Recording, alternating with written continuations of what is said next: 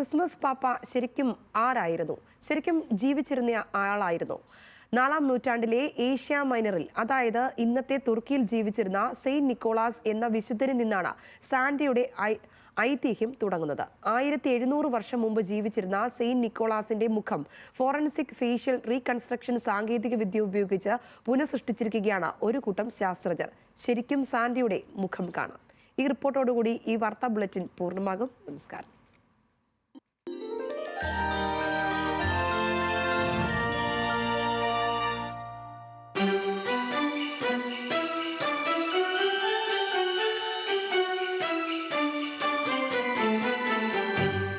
മൈറയിലെ പുണ്യാളനായ saint Nicholas സ്വന്തമായുള്ളതെല്ലാം പാവപ്പെട്ടവർക്ക് ദാനമായി നൽകിയ മനുഷ്യസ്നേഹി.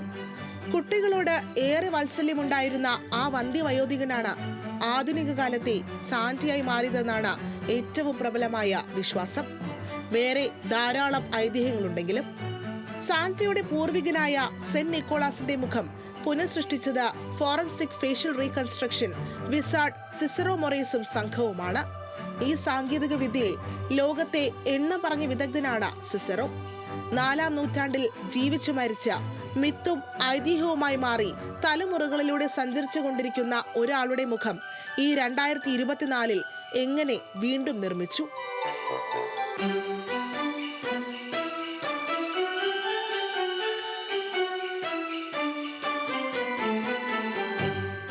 ആദ്യ സാന്റാക്ലോസ് സെന്റ് നിക്കോളാസ് എങ്ങനെയായിരിക്കും എന്നതിനെ പറ്റി കിട്ടാവുന്ന എല്ലാ വിവരവും സിസറോ മൊറേസിന്റെ സംഘം ശേഖരിച്ചു. ചരിത്രരേഖകളും സാഹിത്യവും എല്ലാം. 1823 പ്രസിദ്ധീകരിച്ച ട്വാസ് ദി നൈറ്റ് ബിഫോർ ക്രിസ്മസ് എന്ന കവിതയിൽ സെന്റ് നിക്കോളാസിനെ വർണ്ണിക്കുന്നുണ്ട്. വിശാലമായ നെറ്റിത്തടം, റോസാദളം പോലെ തുടുത്ത കവിളുകൾ, ചെറുപ്പഴം മാതിരി പതിഞ്ഞ മൂക്ക്, നേർത്ത ചുണ്ടുകൾ. അതുപ്രകാരം അടിസ്ഥാന രൂപം ആദ്യം 3Dയിൽ നിർമ്മിച്ചു.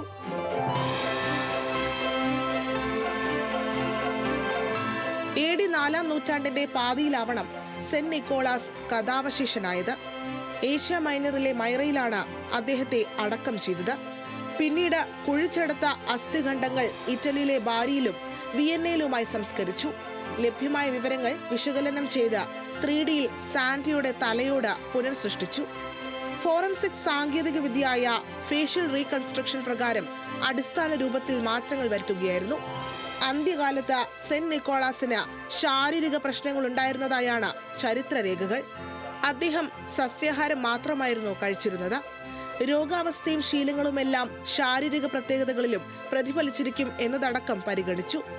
അനാട്ടമിക് ഡീഫോർമേഷൻ ടെക്നിക് ഉപയോഗിച്ച് ആദ്യമുണ്ടാക്കിയ തലയോട്ടിയിന്മേൽ മുഖം നിർമ്മിച്ചു. സന്യാസിയുടെ വിശുദ്ധവും ശാന്തവുമായ ഭാവം നൽകാനാണ് ഏറ്റവും പണിപ്പെട്ടത്.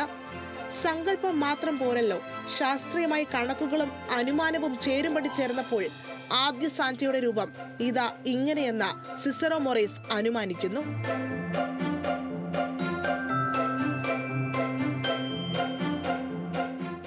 അങ്ങനെ 4-ാം നൂറ്റാണ്ടിൽ ഏഷ്യ മൈനറിലെ തുറമുഖ പട്ടണമായിരുന്ന പത്താറയിൽ ജീവിച്ച വിശുദ്ധന്റെ മുഖം ഈ ക്രിസ്മസ് കാലത്ത് നമ്മൾ കാണുന്നു.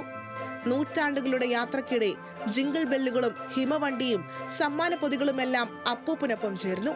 കുഞ്ഞുങ്ങൾക്ക് സമ്മാന പൊതിയുമായി കൈമണികൾ കിലുക്കി പാപ്പ വരുമ്പോൾ ഈ മുഖത്തോട് സാമ്യമുണ്ടോ എന്ന് നോക്കുക.